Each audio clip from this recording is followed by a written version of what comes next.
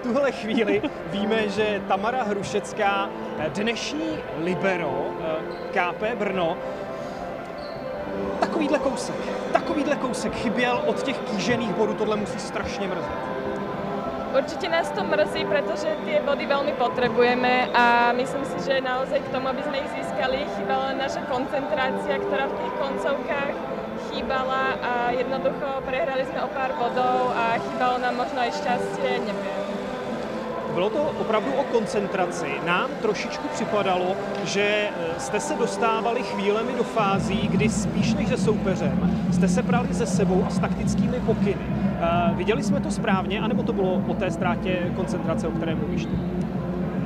Myslím si, že oni sa na nás určite dobre pripravili, vedeli, čo budeme hrať, ale samozrejme nám veľa vecí vychádzalo, čo už sme videli aj v prvom sete. Naozaj si myslím, že to bolo hlavne o tej koncentrácii, že sa musíme ešte naučiť vyhrávať a dotiahnuť tie sety do konca. No, já se tě zeptám trošku osobně, jak bojuješ s tou svojí novou rolí?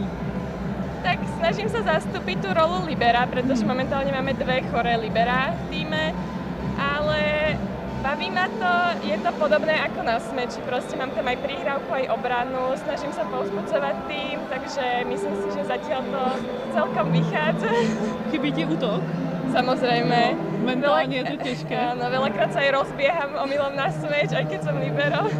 No jasně. V jakém rozpoložení tedy půjdete do toho závěrečného zápasu tohoto roku? Protože pokud by dnes ty body byly, určitě by to bylo o něčem jiném a vlastně i ten význam zápasu by byl výrazně jiný. Takže jaký bude ten závěr roku? Už to tak nějak cítíš mezi spoluhráčkami, jak naladěné vlastně budete?